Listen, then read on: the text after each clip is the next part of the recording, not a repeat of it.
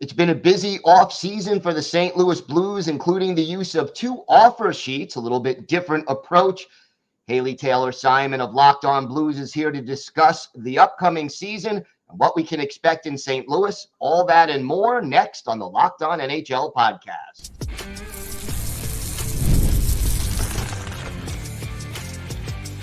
You're Locked On NHL, your daily podcast on the National Hockey League. Part of the Locked On Podcast Network, your team every day. Gil Martin here, and welcome everybody to the Monday edition of the Locked On NHL podcast, part of the Locked On Podcast Network, your team every day. I want to thank everyone who makes Locked On NHL your first listen every day. Don't forget to subscribe on YouTube or wherever you get your podcasts so you never miss an episode. It is my pleasure to welcome back to the show the host of Locked On Blues, Haley Taylor Simon. And Haley, it's been a very eventful offseason for the Blues. Let's start with the two offer sheets because that is a little outside the box maneuver here by the Blues. What were your thoughts about the offer sheets and why did they take this approach? I was a little surprised about it too. It was something that kind of shocked me, but Doug Armstrong, GM of the St. Louis Blues, did kind of insinuate that something might be coming like this, so I wasn't overly shocked. However, I think that this approach, we don't see it often, right? This was the 11th and 12th since 1998, given out. So I think that this approach, though, it was strategic and it was smart. Doug Armstrong knew that Stan Bowman and the Edmonton Oilers wouldn't be able to match. I mean, they potentially could have matched Holloway, but Broberg, I don't think they were going to touch that at all. So I think it was a smart approach. You got 2 first-round draft picks for very little you gave away. You gave away prospect Paul Fisher, who was a defenseman. You gave away that second round and that third round, and that was it.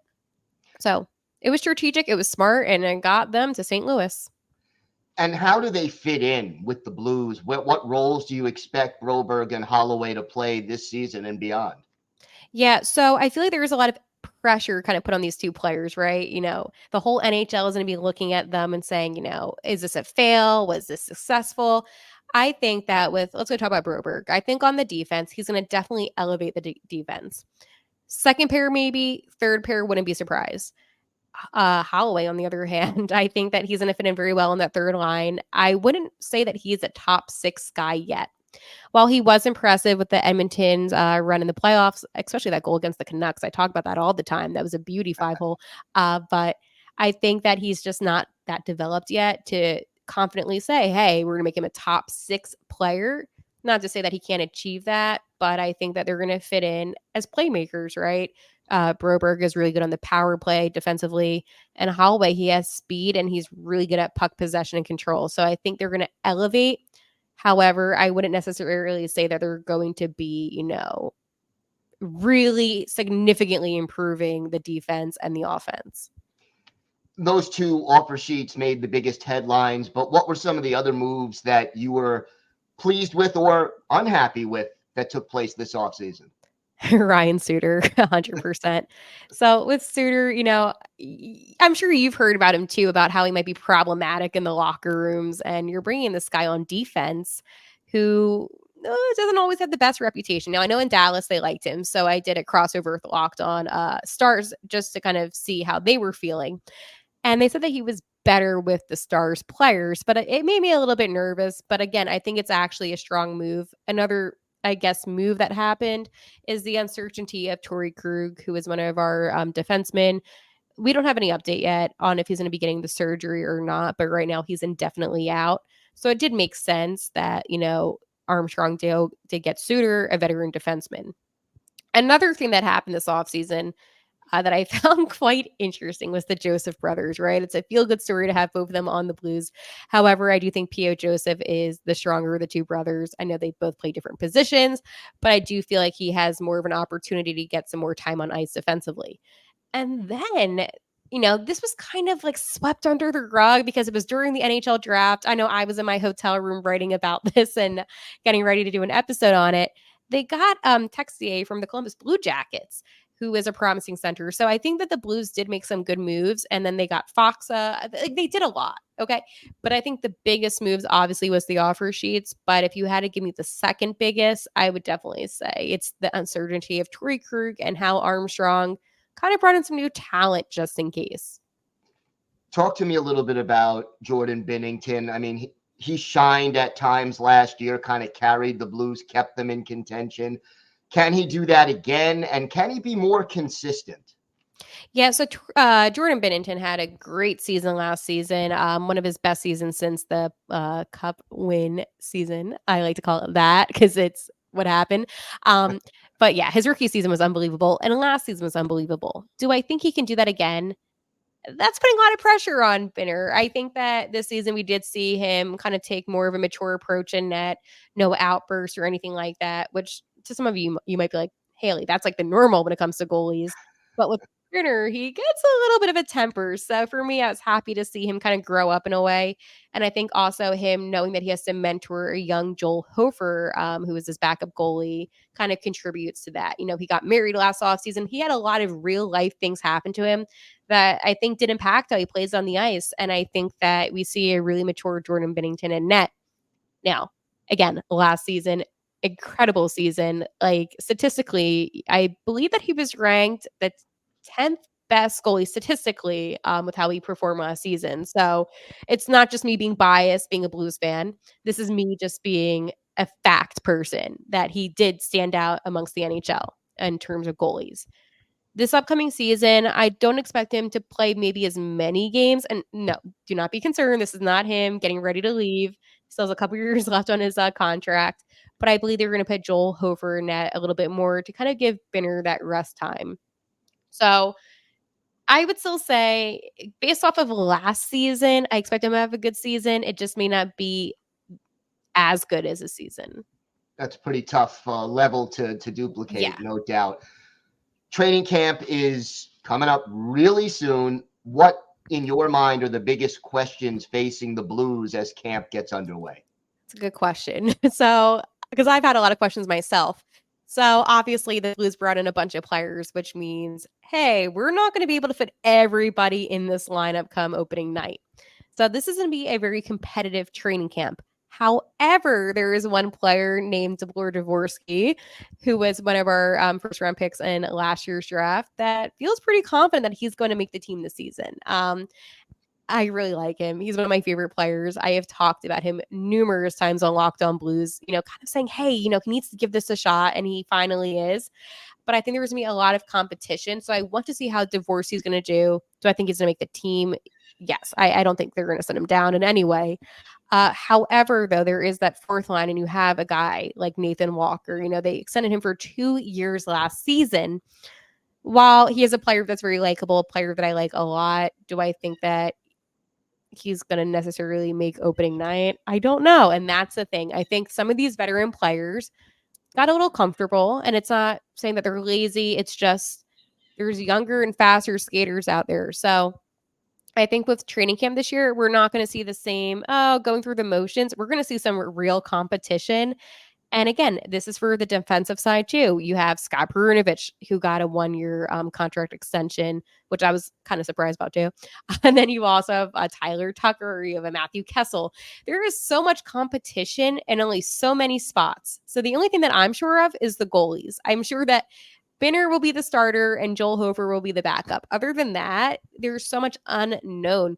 I'm even going through scenarios where Captain Braden Shen may not even be on the second line center. He might be dropping down to the third line center, which is something that maybe doesn't make sense to some people, but I think there's just so much talent on this team now that you have to kind of figure out where you put these extra bodies.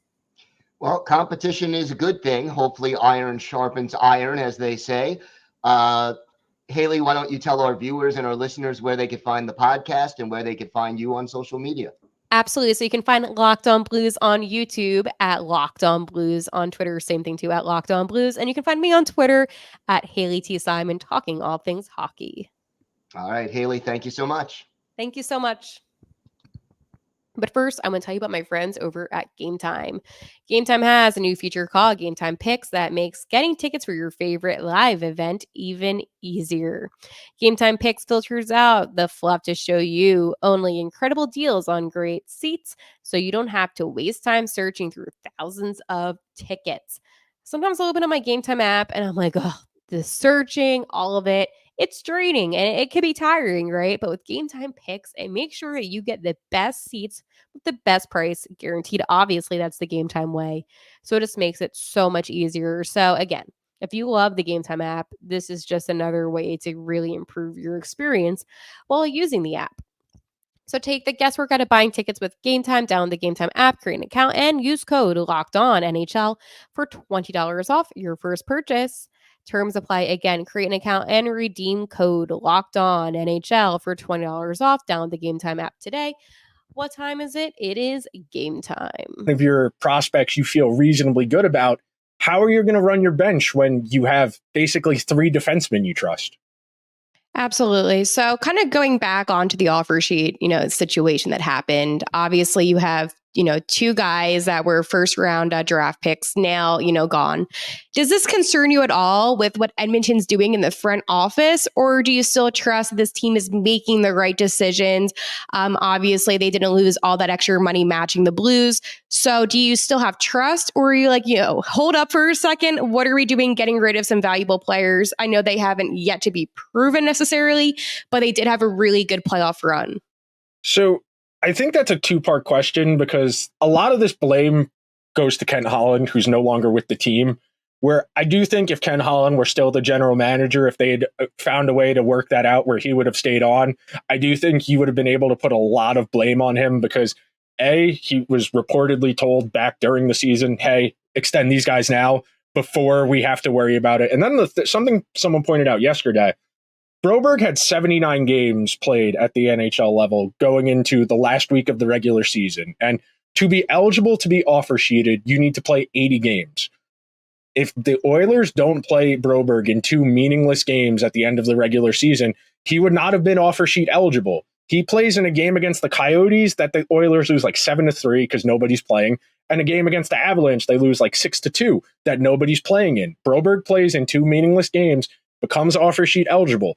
That just goes to show you how little planning Ken Holland put into this. And look, I think the fact that Jeff Jackson was the one who made the free agency decisions on July 1st, and then 3 weeks go by and they bring in Stan Bowman to be the general manager, I think that's part of the problem. I don't think there was a real coherent, this is what we're doing, this, and this.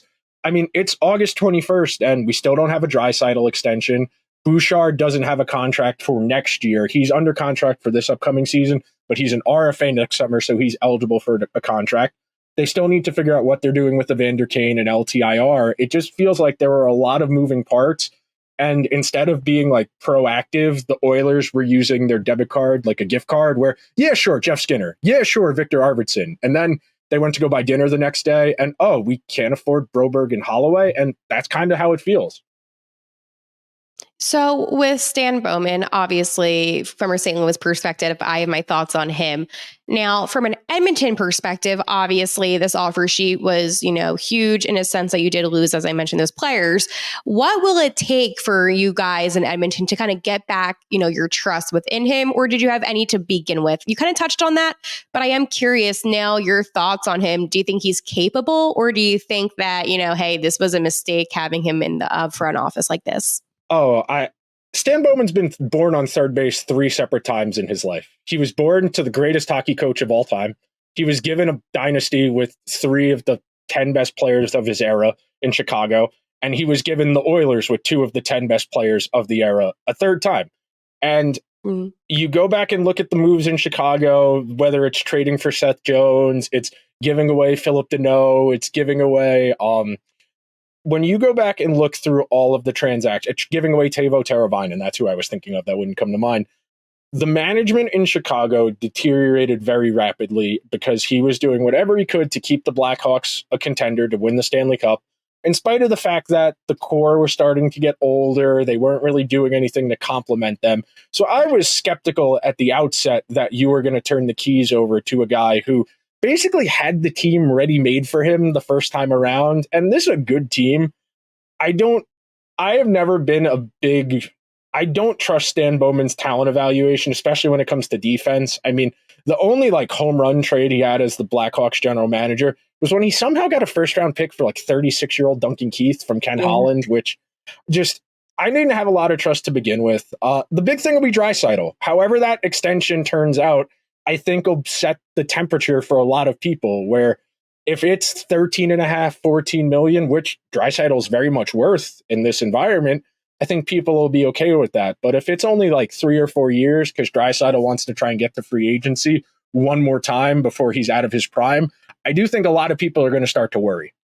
Yeah, absolutely. And one thing that Doug Armstrong mentioned is that he did speak to Stan, and Stan said, I need a little bit more than, the second round and third round draft picks. So that's when Doug threw in defenseman Paul Fisher, who's one of our prospects now, one of your prospects, and a future consideration. So do you feel like that was good enough negotiation, or you're like, what, that is still not good enough? Personally, I still felt like, and if I was looking from an Edmonton standpoint, getting, Fisher is still not good enough because he is not projected to be, a top defenseman, maybe a third pair type of guy, but nothing more than that. So it's complicated because everybody overvalues their own guys. Like, I'm guilty of this. I think every hockey fan is a little bit guilty of overvaluing their own guys. Like, in a vacuum, you probably weren't getting a first round pick for Philip Broberg or Dylan Holloway in a trade. If you just wanted to trade one of those guys in season, you probably weren't getting a first round pick for either of them. You probably could have gotten a second for Broberg, a second for Holloway, if you were just trying to trade them for whatever reason in season. The problem is the Oilers were banking on those guys being potential upside pieces. And the Oilers now, going into this upcoming season, their youngest player is probably going to be Vasily Podkolzin, assuming he makes the team.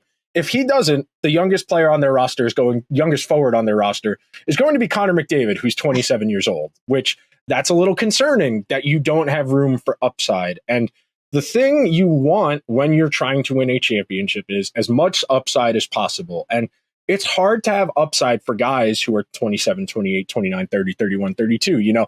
The potential for Dylan Holloway to jump from 9 to 20 goals is a lot more realistic than saying Connor Brown going from 4 to 20 goals or Corey Perry going from 9 to 20 goals. It's a lot more realistic that a 23-year-old with a little more ice time is going to have a big increase in production as opposed to somebody who's 35 years old. And that's really the deal. The Oilers got older. I think ultimately how Skinner and Arvidsson perform is really going to be how these offer sheets are remembered historically. I don't think we'll have a definitive answer on that until probably like 2 or 3 years from now, especially if neither Broberg or Holloway really pans out. That's the other thing here. The Blues are taking a gamble on this. It's just they have better means to making this gamble work for them than, say, the Oilers would have if they had matched the deals. Yep. So my final question for you, and this is something that you actually did put out on your Twitter. You put out a graphic that said, hey, the Oilers are the oldest team in the National Hockey League. And you kind of touched on this, do you feel like this is their last season to chase the cup, or do you think they have a couple more seasons left potentially, or is it all or nothing this season? So it's a complicated question, so it requires a complicated answer. And that's okay. Yeah. The big thing is the Oilers, this is their last really cost-controlled season because you got McDavid at 12.5, Draisaitl at 8.5, and Bouchard at 3.5. Next year, McDavid's going up probably to, Draisaitl's going to go up to like 13.5, 14 million. 2 years from now, McDavid's probably going up to 15 or 16 million. And Bouchard, depending on how they do on the bridge, he's going to be at least 5.5, 6 million. You're talking about $35 million for 3 guys, and you still have Evander Kane under contract, Nugent Hopkins under contract, Hyman, Ekholm. You're going to need to give Stuart Skinner a new contract by then. Really quickly, you're looking at a Maple Leafs-like situation where you're going to have $45, $50 million in 5 or 6 guys. And we have seen over the course of the last 5 years, you can't build a roster that can legitimately contend for a Stanley Cup with that much money invested in so few guys. So I think the Oilers will be a consistent playoff team in that next iteration, but I think they're going to have to naturally take a step back. I mean, look at where the Avalanche are right now, where they won their Stanley Cup, they started paying McKinnon, they started paying Rantanen, they started paying Makar. They had to hollow out the bottom half of their roster. Casey Middlestat as a 2 is fine. It's not going to be good enough when you're in the second round, third round of the playoffs. And that's really the conundrum here. This is probably it for at least 2 or 3 years for the Oilers. 2-3 years from now, the salary cap's like $110 million, and the Oilers can cycle through the bottom half of their roster, get rid of Kane, and some of the contracts don't look as bad. Maybe, but this is really the last year of cost certainty, which probably means it's the last year of serious contender status. I really like that answer. And I think one thing to point out too is that the cap will hopefully be increasing. So for all of you hockey fans, that means better opportunities. And, I want to touch on one thing before we conclude this episode. Today, sure, the Blues won, right? But again, we don't know how this is going to pan out here in St. Louis. It could go awesome or it could go bad. And time will only tell. So while people might look at this and say, the Blues, this is awesome. It is awesome today, but it could be a year from now and we could be having a conversation in our 1 year, anniversary recap of this. And I could be like, dude, what actually was this? This was awful. So it's just a perspective way to look at things. And I think that that's important to point out that it's relative, right? So we'll see how they play. That's what makes it fun. That's why everybody likes being an armchair general manager, because everyone thinks they know better than everyone else. That's what makes this fun. That's why people argue in anonymous hockey forums at 2 a.m. about which prospect is better than the other ones. No one knows. That's what makes this type of stuff fun. There's no way to know until it happens. You can make an educated guess, use as much information as you have, but we're all in the same level of darkness here. Maybe Broberg's a first pair defenseman. Maybe he's out of the league 4 years from now. There's no way to know until it happens. First round picks keep getting chances. Broberg will hang around. Holloway, guys who are picked in the first round, you hang around forever. Druin, Galchenyuk. If you're a first round pick, they'll keep giving you chances, no matter how actually good or bad you are. Make sure to comment down below if you think this will pan out for the St. Louis Blues between these two players with Broberg and Holloway, or do you think it's going to be a bust? Let me know down below.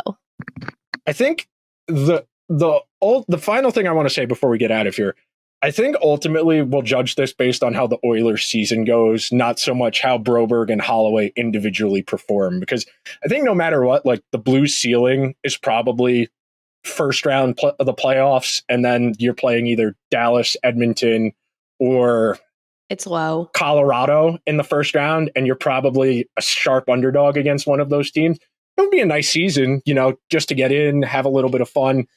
I don't want to say like the Capitals last year, because I think you're better than the Capitals were last year, but that kind of vibe where everybody's happy. We're just happy to be in the playoffs. Maybe we steal a game or two, make them sweat. I think that's probably the highest possible outcome for the Blues this upcoming season. Whereas the Oilers, it's cup or bust, basically. Yeah. But that will just about do it for this crossover edition of Locked On Oilers and Locked On Blues. I want to thank everybody who made some time to listen to the show today. If you could be so kind, hit the subscribe button. If you're listening on Apple or Spotify, please leave the show's 5-star reviews. If you're watching on YouTube, hit the subscribe button, hit the alarm bell, get a notification whenever new content goes live, and leave us a comment, whether you're watching on the Oilers or the Blues feed. Who do you think this offer sheet situation is going to work out for better in the future? And thank you for making our shows the first listen today. Go check out the Locked On NHL podcast, where the season never ends and provides national expertise with a local perspective. You can find the link to Locked On NHL in the description, so you don't need to search. Part of the Locked On Podcast Network, your team every day.